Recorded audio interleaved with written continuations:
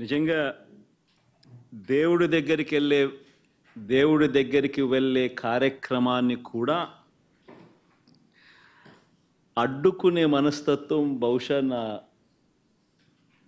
రాజకీయ జీవితంలో నేను ఎప్పుడు చూడలే. దేవుడి దగ్గరికి దర్శనం చేసుకునేదానికి వెళ్తాము అని అంటే కూడా అడ్డుకునేందుకు ప్రయత్నం చేస్తూ అడుగులు వేస్తూ ఉన్న పరిస్థితులు బహుశా ఎప్పుడూ కూడా జరిగి ఉండదు. దేశంలో కూడా ఎప్పుడు బహుశా జరిగి ఉండదు. రాక్షస రాజ్యం అనేది ఇదే. ఆశ్చర్యం ఏమిటంటే తెలుసా, ఈ మాదిరిగా వైఎస్ఆర్సీపీకి సంబంధించిన కార్పొరేటర్లకు,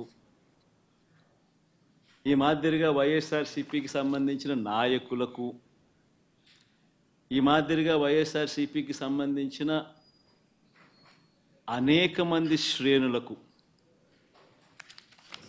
ఈ మాదిరిగా నోటీసులు ఇవ్వడం,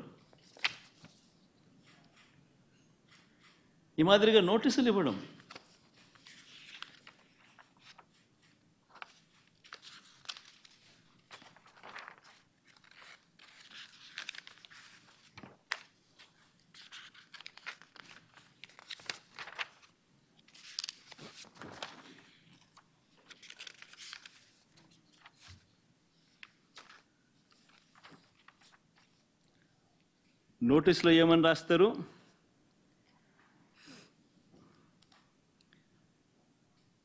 మాజీ ముఖ్యమంత్రి సభ్యులు వైఎస్ జగన్మోహన్ రెడ్డి గారు తిరుమల తిరుపతి సందర్శన ఉన్నందున సదరు కార్యక్రమానికి అనుమతి లేనందున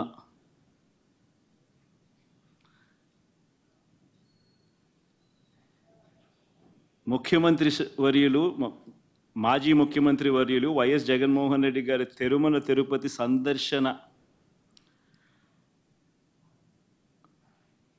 సందర్శనకు సదరు కార్యక్రమానికి అనుమతి లేనందున మీ ఆధ్వర్యంలో కార్యకర్తలతో మరియు మీ సొంత వాహనాలలో బయలుదేరి తిరుపతికి చేరుకొని వారు నిర్వహించే కార్యక్రమంలో పాల్గొంటారని సమాచారం. కావున అనుమతి లేని పై తెలిపిన కార్యక్రమమందు పాల్గొనడం చట్టరీత్యా వ్యతిరేకమని తెలియజేస్తూ ఇవ్వబడుతున్న నోటీసు.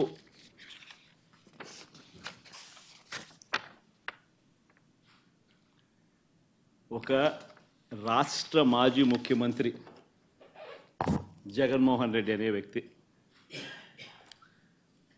ఒక రాష్ట్ర మాజీ ముఖ్యమంత్రి అయిన జగన్మోహన్ రెడ్డికి తిరుమల తిరుపతి దేవస్థానంలో దేవుడిని దర్శించుకునేందుకు వెళ్తాను అనంటే, వెళుతున్న నేపథ్యంలో మీకు పర్మిషన్ లేదు,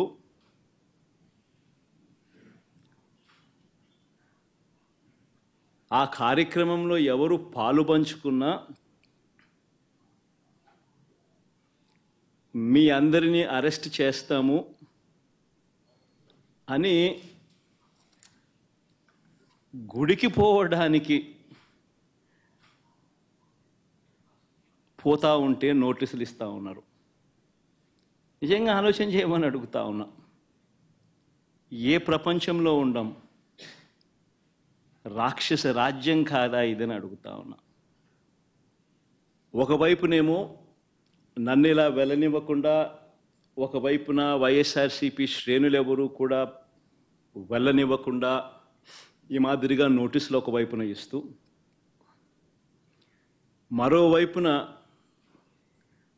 టీవీలలో చూస్తే ఆశ్చర్యకరమైన విషయాలు,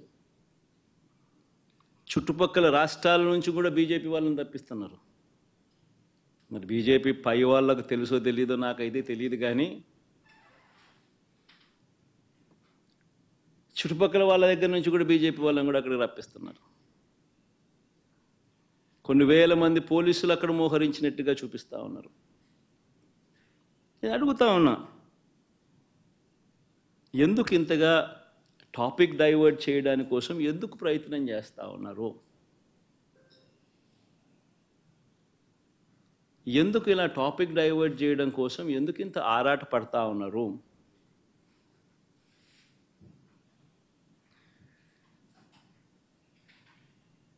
గమనించినట్లయితే తిరుపతి లడ్డూల విషయంలో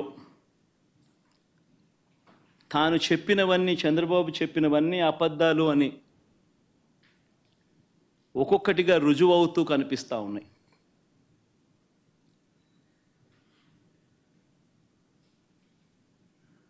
ఆ కనిపించే నేపథ్యంలో 100 రోజుల పాలన మీద టాపిక్ డైవర్ట్ చేస్తూ లడ్డూల టాపిక్ తీసుకొచ్చాడు. ఆ లడ్డూల టాపిక్లో చంద్రబాబు నాయుడు అడ్డగోలుగా తప్పు చేసి గుడి పవిత్రతను దెబ్బతీస్తూ అడ్డగోలుగా దొరికిపోయేసరికి మళ్ళీ ఈ టాపిక్ను డైవర్ట్ చేసేందుకు, లడ్డూల టాపిక్ను డైవర్ట్ చేసేందుకు కొత్తగా ఇప్పుడు డిక్లరేషన్ టాపిక్ తీసుకొచ్చి మళ్ళీ అది ఇంకొక రాజకీయం చేస్తూ ఉన్నారు. ఒకసారి గమనించినట్టయితే తిరుమల పవిత్రతను, స్వామివారి ప్రసాదం విశిష్టతను, తిరుమల పవిత్రతను, స్వామివారి ప్రసాదము విశిష్టతను, తిరుపతి దేవస్థానం పేరు ప్రఖ్యాతలను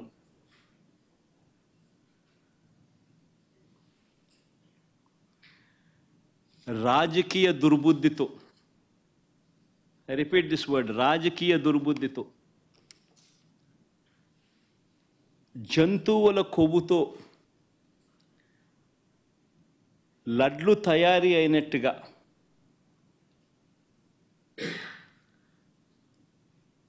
ఒక జరగని విషయాన్ని జరిగినట్టుగా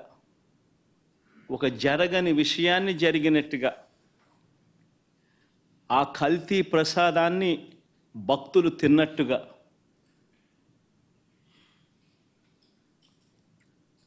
నిజంగా ఒక ముఖ్యమంత్రి స్థానంలో ఉన్న వ్యక్తి తెలిసి అబద్ధాలు ఆడుతూ, అసత్యాలు చెబుతూ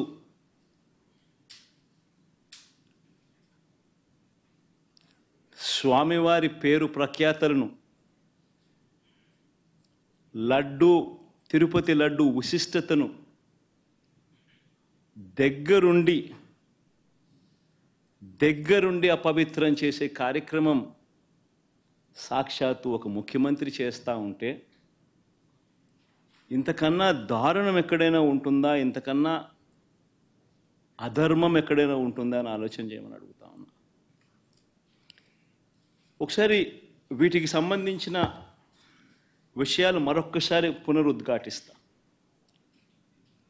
ఏ రకంగా చంద్రబాబు నాయుడు గారు అనే వ్యక్తి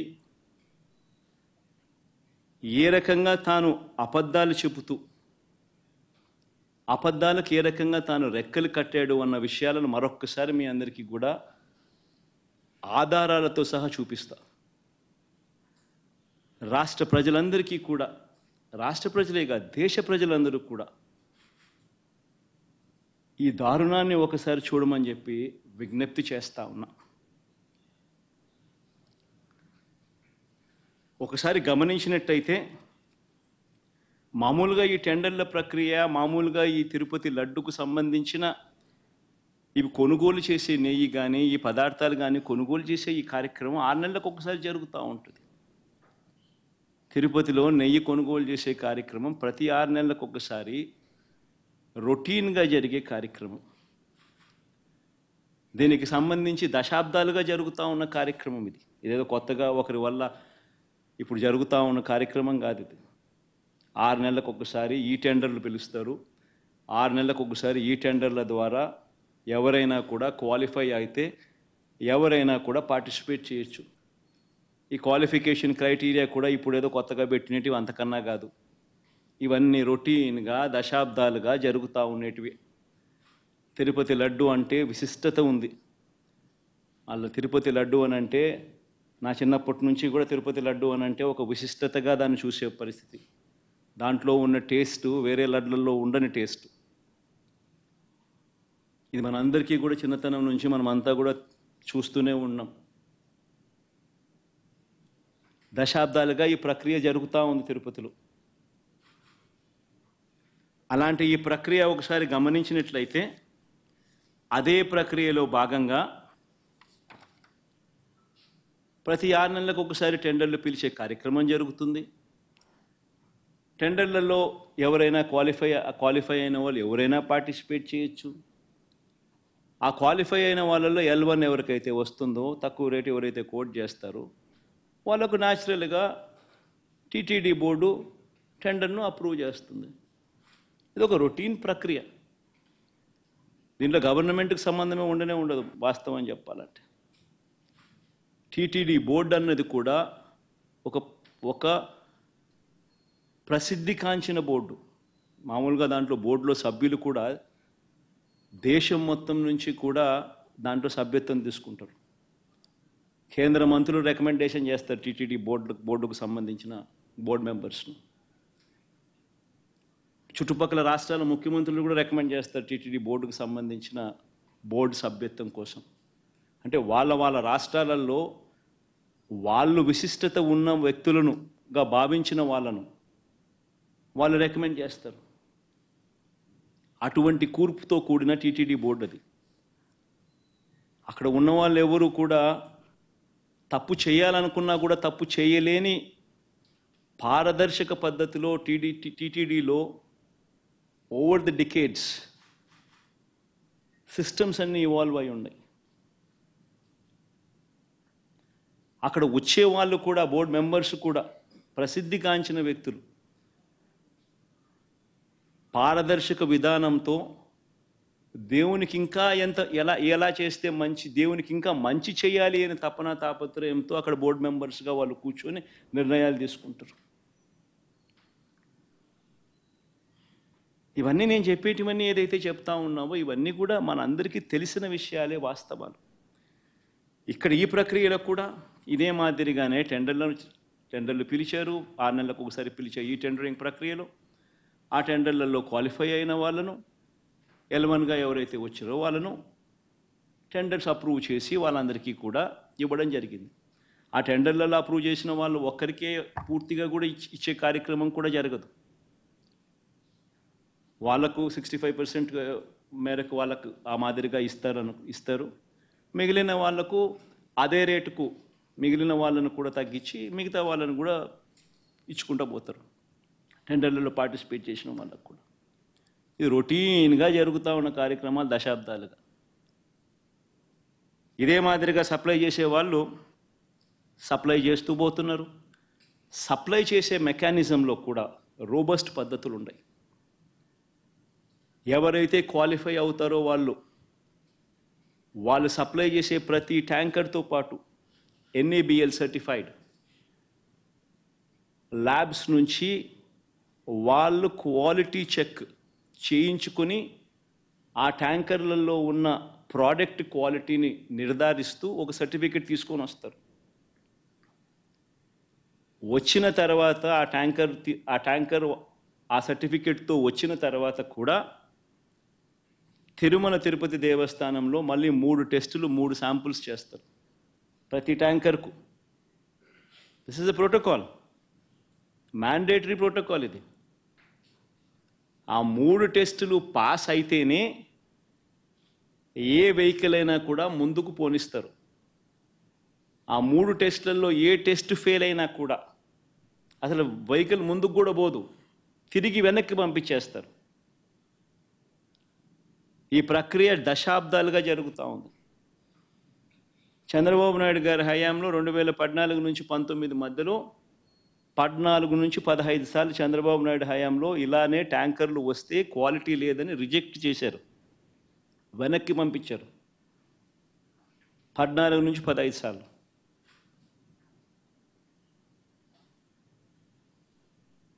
మంచిది. ఒక రోబస్ట్ ప్రక్రియ అన్నది ఒకటి ఉంది. తప్పులు ఎవడైనా చేయాలనుకుంటే తప్పులు చేసే అవకాశం లేని ఒక గొప్ప ప్రక్రియ ఒకటి తిరుపతిలో ప్రాక్టీస్లో ఉంది. సిమిలర్గా 2019 నుంచి 24 మధ్య వైఎస్ఆర్సీపీ రెజ్యూమ్లో కూడా 18 సార్లు ఇదే మాదిరిగానే రిజెక్ట్ చేసి వెనక్కి పంపించారు. ఇవి నేను చెప్పినటివన్నీ కూడా అక్షర సత్యాలు. ఒక గొప్ప ప్రాక్టీస్ ఒకటి ఉంది, ఒక గొప్ప ప్రొసీజర్ ఉంది. ఏ కారణాల చేతైనా కూడా, ఏ శాంపుల్ అయినా కూడా, ఏ ట్యాంకర్ అయినా కూడా రిజెక్ట్ అయిపోతే ముందుకు కూడా పోదు, వెనక్కి పంపించేస్తారు. మరి అలాంటి పరిస్థితి ఇక్కడ కూడా జరిగింది. చంద్రబాబు నాయుడు గారు ముఖ్యమంత్రి అయిన తర్వాత ఈ టెండర్లలో సప్లై స్టార్ట్ అయింది. ఇప్పుడు వీళ్ళు టీటీడీ బోర్డు కూడా వీళ్ళైతే ఏదైతే ఫైనలైజ్ చేసినారో ఆ బోర్డు ఫైనలైజ్ చేసిన, అప్రూవ్ చేసిన వాళ్ళు ఎప్పటి నుంచి సప్లై చేశారు? జూన్ 12వ తారీఖు నుంచి వాళ్ళు సప్లై చేశారు. అంటే అప్పటికి చంద్రబాబు నాయుడు గారి ప్రభుత్వం వచ్చింది. వచ్చిన తర్వాత ఈ సప్లైలు మొదలయ్యాయి. మొదలైన ఈ సప్లైలలో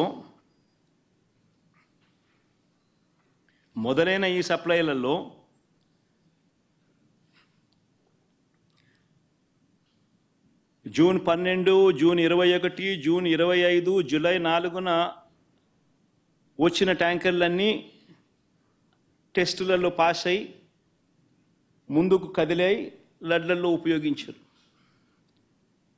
జూలై 6న 2 ట్యాంకర్లు, జూలై 12న ఇంకో 2 ట్యాంకర్లు రావడము, ఈ 4 ట్యాంకర్లలో ఏదైతే వచ్చాయో అవి టెస్టులు ఫెయిల్ అయినాయి. ఈ టెస్టులు ఫెయిల్ అయితే మామూలుగా వెనక్కి పంపించే కార్యక్రమం జరిగింది.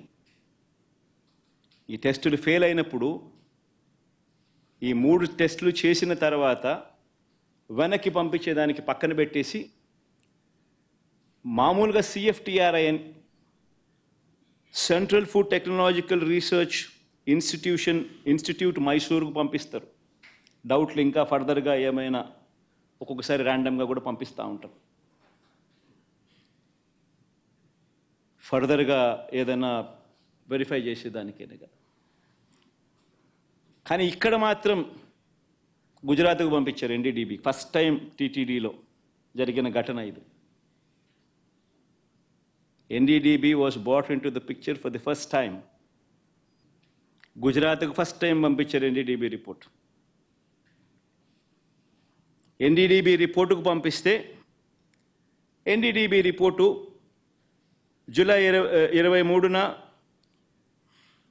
వాళ్ళు శాంపుల్ వాళ్ళు ఈ టెస్ట్ రిపోర్ట్ పంపించినారు రిజెక్ట్ చేస్తూ. ఈ శాంపుల్స్ ఈ ట్యాంకర్లు ఏదైతే ఉన్నాయో వెనక్కి వెళ్ళిపోయాయి. రిజెక్ట్ చేయబడ్డారు. జూలై 23న రిపోర్ట్ వచ్చింది. TTD EO వారికి పర్మిషన్ కూడా ఇవ్వలేదు. అవి వెనక్కి పంపించేశారు. ఇవే విషయాలు వెనక్కి పంపించినట్టుగా ఆ కంపెనీ వాళ్ళకు షోకాస్ నోటీసులు కూడా ఇచ్చారు.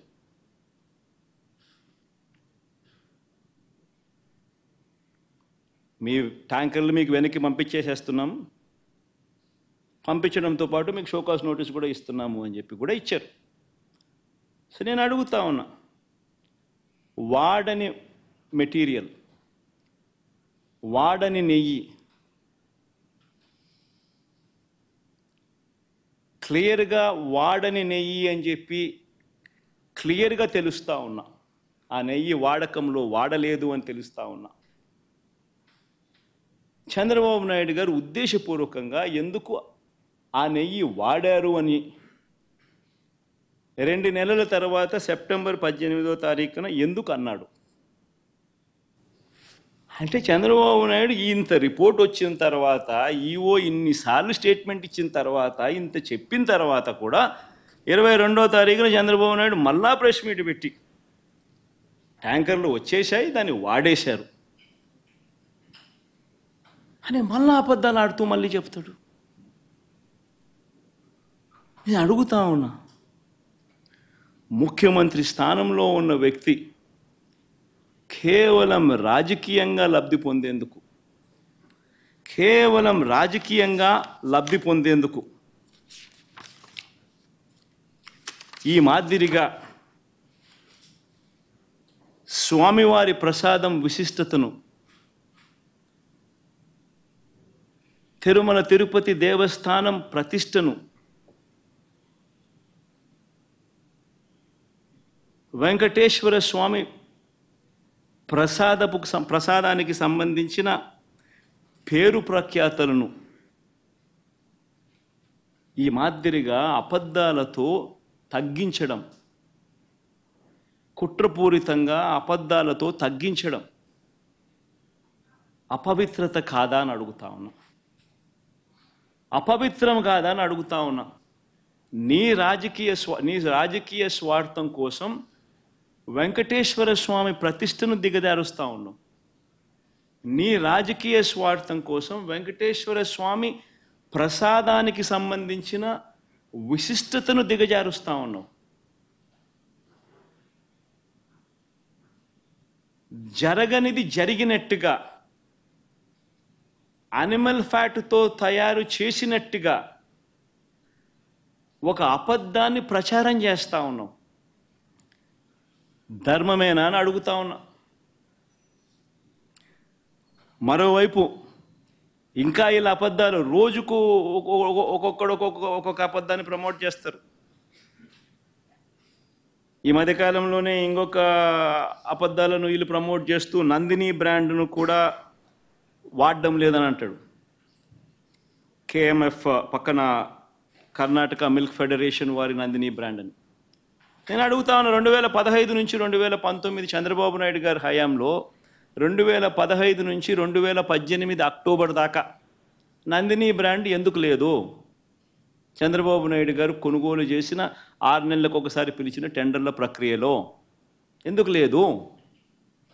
నందిని వాళ్ళు కూడా అప్పుడప్పుడు పార్టిసిపేట్ చేస్తారు, అప్పుడప్పుడు పార్టిసిపేట్ చేయరు. మన హయాంలో కూడా 2019 తర్వాత మన హయాంలో కూడా నందిని వాళ్ళు అప్పుడప్పుడు పార్టిసిపేట్ చేశారు. రేటు ఇంకోటి అంటాడు, 320 రూపాయలకి నెయ్యి ఎట్టు వస్తుందని. ఇంకా ఆశ్చర్యకరమైన విషయం అండి, నాకు అర్థం కాల. చంద్రబాబు నాయుడు గారి హయాంలో 2015 నుంచి 19 వాళ్ళు ప్రొక్యూర్ చేశారు కదా నెయ్యిని. టెండర్లు పిలిచి ఇదే మాదిరిగానే ఈ టెండర్ల ద్వారా ప్రొక్యూర్ చేశారు కదా. ఏ రేటుకు ప్రొక్యూర్ చేసినారు? అదే క్వాలిటీ నెయ్యే కదా ఇప్పుడు కూడా. అప్పుడు అదే క్వాలిటీ, ఇప్పుడు అదే క్వాలిటీ. దశాబ్దాలుగా నెయ్యి క్వాలిటీ అదే, కొత్తగా మారింది ఏమీ లేదు. అవే ఆవులు, అవే డైరీలు, అవే ఆవులు, అవే పాలు, అవే నెయ్యి, అదే క్వాలిటీ. ఆ క్వాలిటీ ఉంటే తీసుకుంటారు, లేకపోతే తీసుకోరు. చంద్రబాబు నాయుడు హయాంలో నెయ్యి ఏ రేటుకు కొన్నారు? 276 రూపాయలు 2015లో కొన్నారు టెండర్ల ద్వారానే. 2019 జనవరిలో, అంటే ఆయన చివరి దాంట్లో 324 రూపాయలు కొన్నారు. మరి అటేటప్పుడు ఇక్కడ 320 కొంటే తప్పేముందయా? ఉన్న రేట్ అది. వాళ్ళ టెండర్లలో వాళ్ళు కోట్ చేసినారు, L1 కింద ఎవడైతే వాళ్ళకి ఇచ్చినారు. ఏం తప్పు జరుగుతూ ఉంది? మీ హయాం అంతా ఇదే రేట్లతోనే జరిగాయి, కొనుగోలు చేశారు. మరి ఇప్పుడు కూడా అదే రేట్లతోనే కొనుగోలు జరుగుతూ ఉంది. కేవలం చంద్రబాబు నాయుడు ఇప్పుడు ఆయన హెరిటేజ్ పాలను కార్టెల్ ఫామ్ చేసి నెయ్యి రేట్లు పెంచేసి ఆ కార్టెల్లో చంద్రబాబు నాయుడు హెరిటేజ్ కంపెనీ లాభపడాలనే ఉద్దేశంతో కొత్తగా ఇప్పుడు రేట్లు పెంచడం కోసం అని చెప్పి కొత్తగా ఇప్పుడు మాట్లాడుతూ ఉన్నాడు చంద్రబాబు నాయుడు. అదే క్వాలిటీ నెయ్యి, అయ్యే స్పెసిఫికేషన్స్ నువ్వు అడిగేది. దశాబ్దాలుగా నువ్వు అయ్యే స్పెసిఫికేషన్స్ అడుగుతున్నావు. అవే స్పెసిఫికేషన్స్ అప్పుడు అడుగుతున్నావు, అవే స్పెసిఫికేషన్స్ ఇప్పుడు అడుగుతున్నావు. అదే క్వాలిటీ అప్పుడు అడుగుతున్నావు, అదే క్వాలిటీ ఇప్పుడు అడుగుతున్నావు. తిరుపతి లడ్డు అన్న విశిష్టత మనం చాలా గొప్పగా చెప్పుకుంటాం. తిరుపతి లడ్డు టేస్ట్ చాలా బాగుంటుంది అని, గొప్ప టేస్ట్ అని. మన అదే క్వాలిటీ టేస్ట్, అదే నెయ్యి, అదే క్వాలిటీ, అదే టేస్టు అప్పుడైనా అంతే, ఇప్పుడైనా అంతే, ఎప్పుడైనా అంతే. మరి ఈ మాదిరిగా అబద్ధాలు ఆడడం ఎందుకు ధర్మం? చంద్రబాబు గారి పాపాలు నిజంగా ఒక్కొక్కటిగా కూడా బయటకు వస్తూ ఉన్న నేపథ్యంలో ప్రజలందరూ కూడా చంద్రబాబు నాయుడు గారిని వేలెత్తి చూపించే కార్యక్రమం జరుగుతూ ఉన్న నేపథ్యంలో చంద్రబాబు నాయుడు గారు ఈ మధ్యకాలంలోనే లడ్డూ టాపిక్లో చంద్రబాబు గారు ఎప్పుడైతే ఈ మాదిరిగా చంద్రబాబు నాయుడు గారు ప్రజలు చంద్రబాబు నాయుడు గారు చేసిన తప్పును ఎప్పుడైతే తప్పులు పట్టడం మొదలుపెట్టారో, ప్రజలకు ఎప్పుడైతే వాస్తవాలు తెలియడం మొదలెట్టాయో, అప్పుడు ఈ పెద్ద మనిషి ఏం చేస్తాడు? టాపిక్ డైవర్ట్ చేయడం చేస్తూ ఏమంటాడు? టాపిక్ డైవర్ట్ చేయడం కోసం ఏమంటాడు? డిక్లరేషన్ సర్టిఫికేట్ అంటే ఇప్పుడు నిజంగా ఆశ్చర్యం కాదా? జగన్ ఏమన్నా కొత్తనా? రాజశేఖర రెడ్డి గారు ఏమన్నా కొత్తనా? నా మతం ఏమిటని తెలీదా ఎవరికైనా ఆంధ్ర రాష్ట్రంలో కానీ దేశంలో కానీ? నా కులం ఏమిటి అని చెప్పి ఎవరికి తెలీదా రాష్ట్రంలో కానీ దేశంలో కానీ? రాజశేఖర రెడ్డి గారు 5 సంవత్సరాలు ముఖ్యమంత్రిగా ప్రతి సంవత్సరం బ్రహ్మోత్సవాలకు వస్త్రాలు నాన్నగారే సమర్పించారు. నాన్నగారు కొడుకునే కదా నేను కూడా తిరుపతికి ఎన్నోసార్లు పోయా కదా ఇంతకుముందు కూడా ముఖ్యమంత్రి కాకమునుపు. అంతెందుకు నా పాదయాత్ర మొదలెట్టేటప్పుడు వెంకటేశ్వర స్వామి ఆశీస్సులు తీసుకుని మొదలెట్టా. నా పాదయాత్ర అయిపోయిన తర్వాత నేరుగా తిరుపతికి వెళ్ళి కాలినడకన కొండెక్కా. తిరుపతికి వెళ్ళి కాలినడకన కొండెక్కి వెంకటేశ్వర స్వామి దర్శనం చేసుకుని తర్వాతనే ఇంటికి పోయా. నా పాదయాత్ర అయిపోయిన తర్వాత, నా 3648 కిలోమీటర్లు నా పాదయాత్ర అయిపోయిన తర్వాత. ఇవన్నీ తెలియవా రాష్ట్ర ప్రజలకు? మన అప్పుడు చంద్రబాబు నాయుడు గారు ప్రభుత్వమే కదా అప్పుడు ఉండింది. అప్పుడు నేను ప్రతిపక్ష నాయకుడినే కదా అప్పుడు.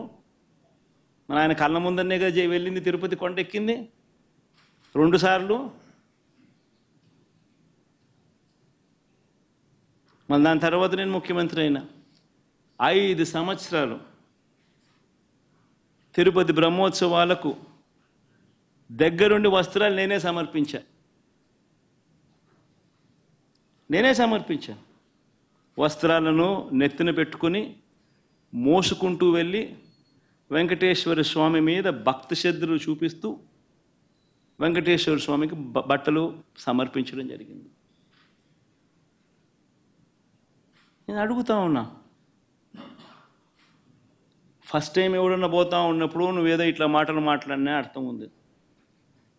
10 సార్లు 11 సార్లు పోయిన తర్వాత ఈరోజు నేను తిరుమల తిరుపతి దేవస్థానానికి నేను పోతానంటే నేను అడ్డుకుంటూ ఈ మాదిరిగా నువ్వు నోటీసులు ఇస్తూ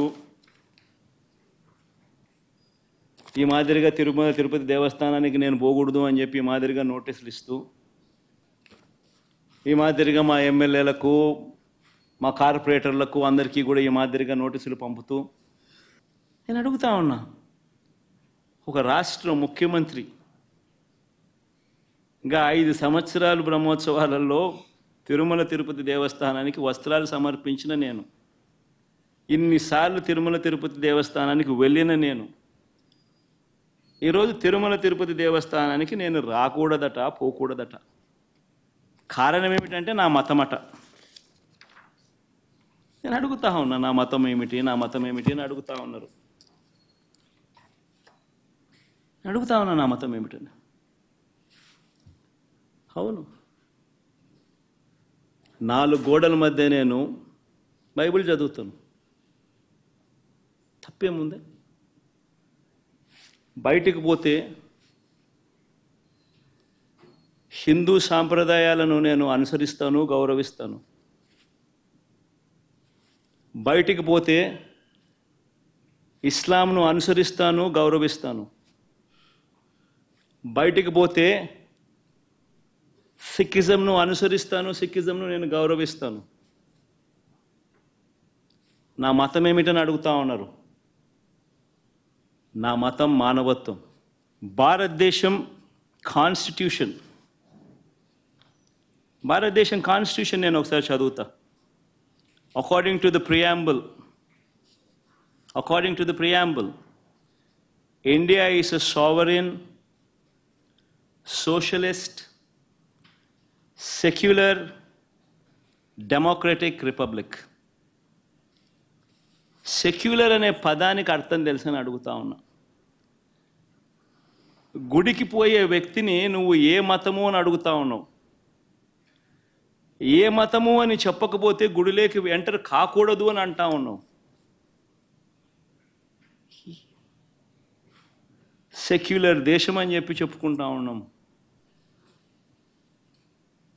ఒక ముఖ్యమంత్రిగా పరిపాలన చేసిన వ్యక్తి పరిస్థితి ఇదే అయితే ఇక ఆ దళితుల పరిస్థితి ఏమిటి?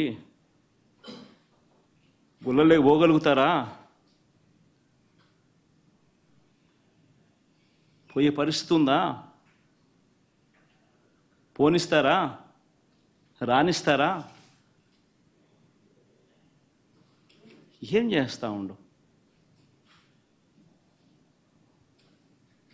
నిజంగా రాజకీయాల్లో మతం పేరుతో రాజకీయాలు చేయడం ఎంత దౌర్భాగ్యమో నేను ఇదే బీజేపీ పార్టీని కూడా అడుగుతా ఉన్నా.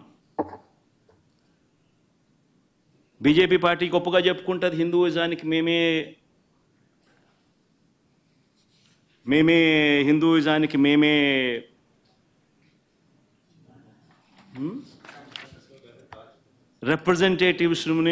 రిప్రజెంటేటివ్స్ను అని చెప్పి చెప్పుకుంటా ఉంటారు బీజేపీ పార్టీ.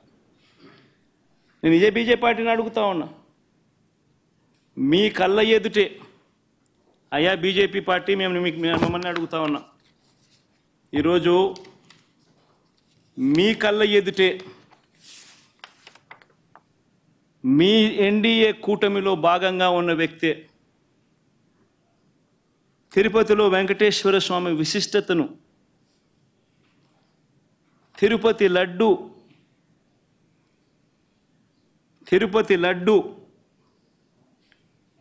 పేరు ప్రఖ్యాతలను, వెంకటేశ్వర స్వామి వైభవాన్ని దగ్గరుండి అబద్ధాలు చెబుతూ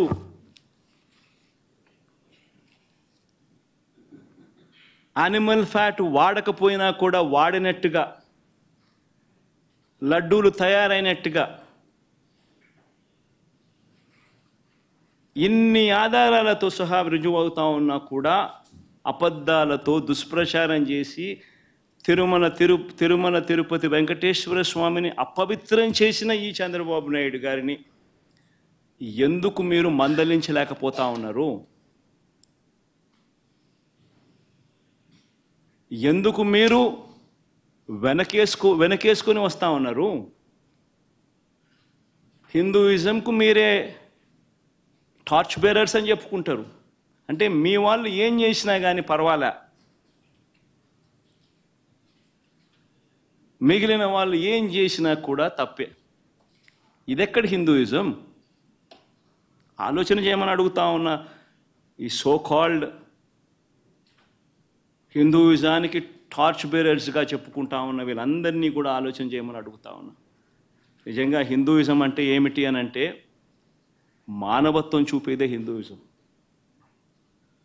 మానవత్వం చూపలేని వాళ్ళు ఎవరు కూడా నేను మంచి హిందువునని కూడా చెప్పుకునే కార్యక్రమం చేయలేరు.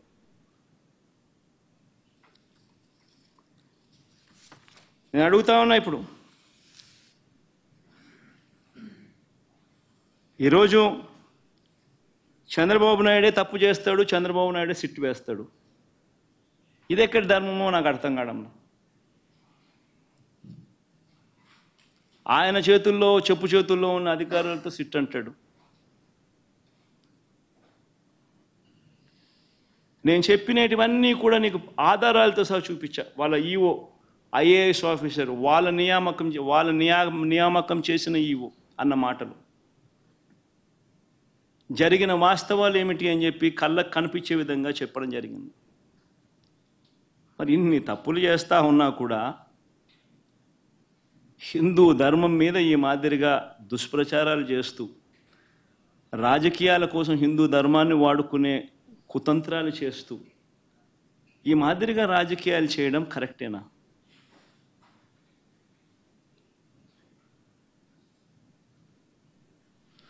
ప్రతి ఒక్కరు ఆలోచన చేయమని అడుగుతా ఉన్నాను. నన్ను గుడికి పంపించినా పంపించకపోయినా కానీ చంద్రబాబు నాయుడు చేసిన పాపాన్ని రాష్ట్ర ప్రజల మీద పడకుండా ఉండేందుకు వైఎస్ఆర్సీపీని ప్రేమించే ప్రతి అభిమానికి చెప్తా ఉన్నా, రాష్ట్రం మీద అభిమానం ఉన్న ప్రతి ఒక్కరికి కూడా చెప్తా ఉన్నా, మీ నియోజకవర్గాలలో మీ ప్రాంతాల్లో మీ గ్రామాలలో మీరు అక్కడి గుళ్ళల్లోకి వెళ్ళి మీరు పూజలు చేయండి, దేవుణ్ణి అడగండి, దేవుణ్ణి ముక్కండి. చంద్రబాబు నాయుడు తప్పు చేశాడు, మేము కాదు తప్పు చేసింది. చంద్రబాబు నాయుడు తిరుమల తిరుపతి వెంకటేశ్వర స్వామిని తగ్గించినాడు, తిరుమల తిరుపతి ప్రసాదాన్ని విశిష్టతను తగ్గించినాడు, కానీ మేం కాదు తప్పు చేసింది. ఆ దేవుని కోపం ఏదైనా ఉంటే అది చంద్రబాబు నాయుడు వరకే పరిమితం కావాలి తప్ప రాష్ట్రం మీదకి రాకుండా పూజలు చేయమని చెప్పి ప్రతి ఒక్కరిని కూడా కోరుతా ఉన్నా.